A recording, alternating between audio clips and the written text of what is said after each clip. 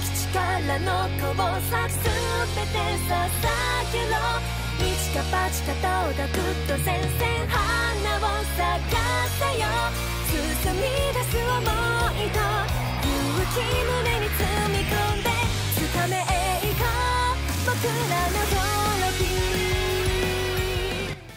Hey gamers, Don here from Need to Know, and today I'm taking an impromptu review look at Azur Crosswave. Now normally I have a script in front of me when I do these things, but not this time, so bear with me if there are any ums and ahs. I'm practicing. Okay, so Crosswave. It features Saruga and Shinikaze, the two characters that you saw at the very beginning of this clip, as well as some familiar faces from the four factions. If you haven't played the mobile game, you should. It's great. I've been playing a few years and it really strengthened my enjoyment of this game. I feel as though someone who is not familiar with the series might not enjoy it as much. It is part VN, mostly VN, and part shooter, third-person shooter. The battles are a little weak, but the story is strong. There's also side stories that you unlock by unlocking more characters, and they're pretty fun to read as well. Let's take a look. Crosswave is set during something called the Joint Military Exercise, which is really just an excuse for the Sakura Empire, which is where it's hosted, to gather up cubes, which are a mysterious new substance that has been dropped by the Sirens. Yes, the Sirens are back at it again, up to no good. So you use currency in-game to unlock your favorite ships. There's a good amount of ships available. You'll see here these boxes are not filled in yet. This was early on in my playthrough. But as you continue through the chapters, you'll unlock the full roster. Now there are two types of ships. Excuse me, main ships and support ships. It's 3 main ships, 3 support ships are available in your combat deck. Much like the mobile game, 3 in the front, 3 in the rear guard. So you'll see a lot of familiar faces, like I mentioned, and much like the mobile game, you can also wine and dine these girls and marry your favorite kansen. Kansen being the ship girls. Now, unlike the mobile game, marrying these kansen is a little bit of a to-do. So the requisites are, 1, the ship has to be at level 100. You'll see a lot of mine are currently at 200, which is the 2nd level cap after you've unlocked them. I did recently get the platinum. It was a grind. Good lord, it was a grind. But more about that in a bit. Okay, so yes, so to get them to level 100, it's self-explanatory. You battle, you gain XP, you gain drops. And then you need a cognitive chip, which will be another familiar thing from the mobile game. Cognitive chips are made in Crosswave by getting 10 isomers, which will drop from specific battles, and then combining them into a cognitive chip. That cognitive chip will then awaken your ship to the next level cap, which is 200, which will also increase your current affection with the ship. Affection levels go from friendly to... from stranger, sorry, it starts as stranger, to friendly, to crush, to love. In order to go from friendly to crush, you need to battle with the ship 10 times set as your secretary. Your secretary really just narrates things on the main screen. It doesn't make a difference who you choose except to raise affection. After you've gotten those 10 battles under your belt, whether that means you've already battled with them 10 times and you have to then set them as your secretary, battle 10 times again, you must then grind for love tokens. Those are gained from the side stories that I mentioned earlier. Side stories are unlocked by unlocking Kansen, but of course you won't get enough from that, so then you'll have to go to the extreme battles. Contrary to the name, they weren't particularly difficult, but they must be done a bunch of times before you'll have 30 of the heart tokens drop. After which, you can combine them into a ring, give them pure Kansen. Assuming that they are at love affection, you can then marry them. Now, the ceremonies are cute, but I couldn't see why someone who isn't trying to get the platinum would want to marry all the Kansen, given that it's 1, a grindy process, and 2, the ceremonies are short, and also there's no change in Kansen behavior. They'll say something different when you try to skin ship. I'll show you a clip of that too. But other than that, they don't change into their wedding outfit, which are available in the game. They don't behave any differently, and I kind of wish they had done more with that. So then combat, the other half of the game.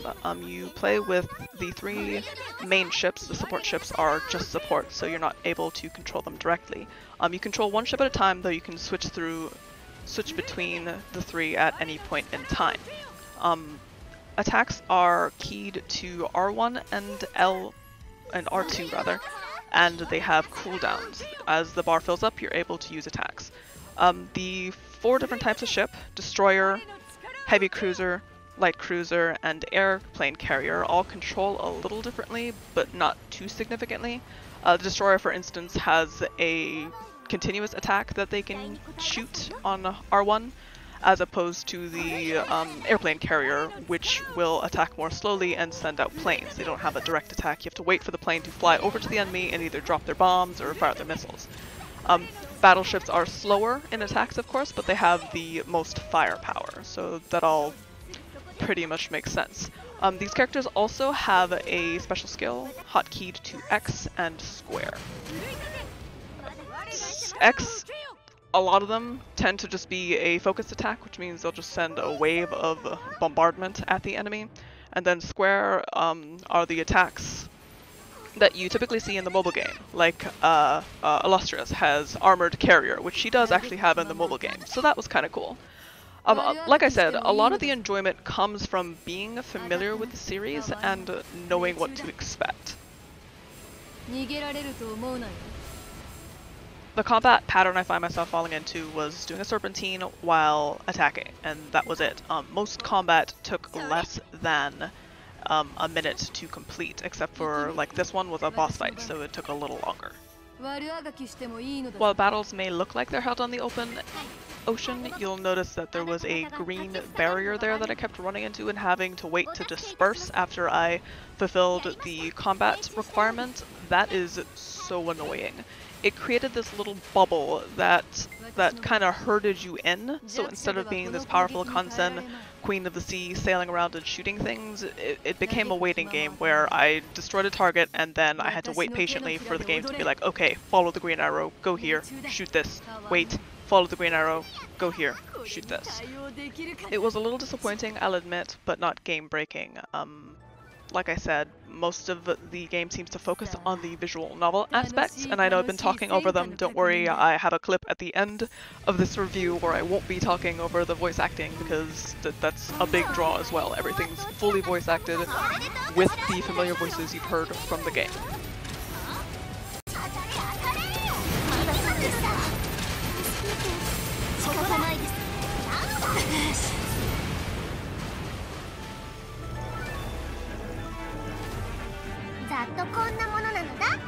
Now there are some RPG elements in that your characters level up and you can also change their equipment. Equipment can be bought from the store, and as you progress through the story, more rare equipment will drop. Support ships, you cannot change their equipment, but you can level up their skills using tomes that have dropped from enemies. Now, I didn't really need to do any sort of character management until I started doing the extreme battles, because those get upwards of level 200 characters. If you're just playing through the main story, using what's available is ample enough. But before I forget, here is a marriage scene. This is what she says to me when I use the secretary communication before marrying her. This is marriage.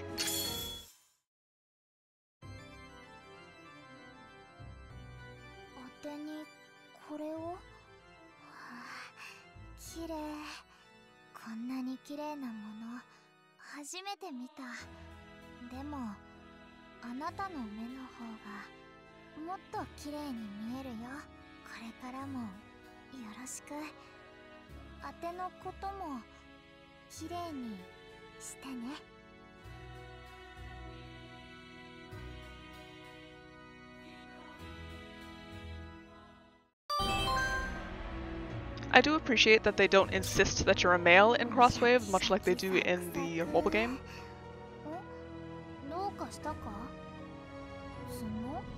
And that's what she says after you try to interact with her after the marriage. So, does it make a huge difference?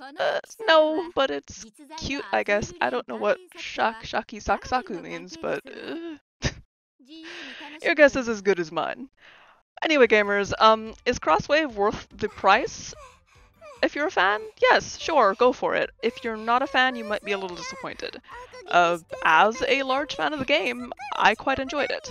Anyway, I'm gonna shut up now. This is one of my favorite bonus scenes from the bonus selection. Enjoy! I've been Dawn from Need to Know. Stay in the know. 特製のお茶の買い出し、時間がかかったにゃ。実は近所で醤油のセールもやってて。こちらを優先なさい。何せとっくにみんなが集まっているわけよ。早く茶を出しなさい。あ、これね、ありがとう。確かに受け取ったわ。にゃ、そっちのボトルは待つにゃ。そっちをお客に出したら大変なことになるにゃ。ってもういなくなったにゃ。どうすればいいにゃ。急いで赤城を追いかけないと。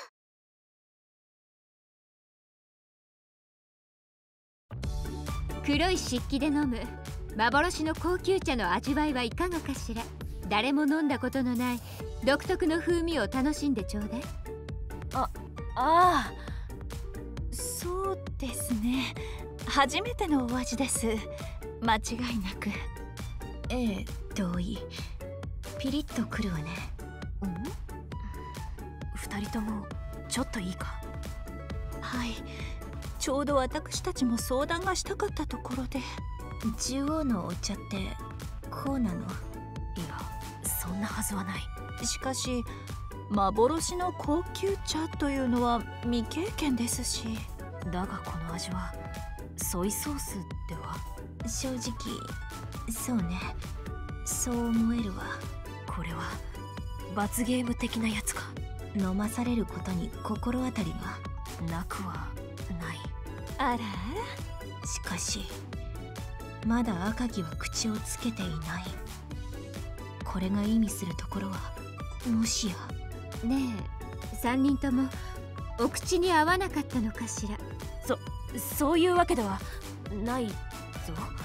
独特というだけで辛みがなかなかね。辛み？私も一口失礼するわ。あ、そんな一気に。これは皆様ご機嫌うるわしゅうにゃ。どういうこと？こっちが本来振る舞われるはずだったものにゃ。何か手違いがあったのですね。そういうことか。なんだ、明石が間違えたのか。らしくないな。そうにゃ、明石がうっかりしてたんだにゃ。全部明石が悪いんだにゃ。いいえ、お茶を濁す必要はないわ。私がうっかり間違えたのよ。お茶と醤油をね。バカみたいでしょ。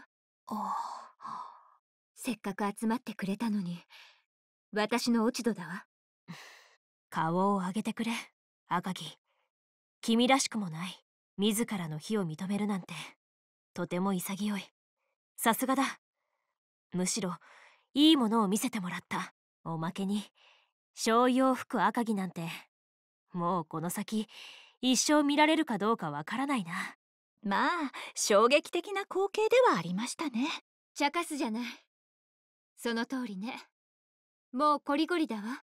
わしもとは後で明石が拭いておくにゃ。よろしく。それよりもせっかくですから今しがとお持ちになられたお茶ごちそういただけませんか？もちろんよ。明石。はいにゃ。いやー、実に見事な味だ。深みがある。一瞬だけ感じる苦みが面白いほどスッと引いていって後味も悪くなく、これはやみつきになりそうですね。どこで買えるのか詳しく教えてほしいわ。気に入ってもらえたようで何よりです。これ今度から工場からいつでも取り寄せるように話を通しますわ。箱で購入しようかしら。毎度ありにゃ。あと赤城、一つ謝らせてくれ。何かしら。私は昔の当てつけで素で醤油が出されたのかと勘違いしてしまった。ああ、昔あなたにコーヒーを飲まされたことがあったわね。その時も吹いたかしら。そんなことがあったの？居合わせたかった。コーヒーがお嫌いなのですか？ええ。だったら事前にそう言ってくれればよかったのに。他ならぬあなたが用意してくれたもの、無下にはできないでしょうね。まあ未だにあのコーヒーの味は慣れないけどね。次がもしあったらお砂糖を多めにして。赤城、今度ユニオンに来てくれないか？失礼するぞ。茶の後に味わっていただきたい菓子を持参した。おやおや、えらく親密だな。入ってくるタイミングを誤ったかな。ええ、お二人とも本当に仲がよろしいみたいで。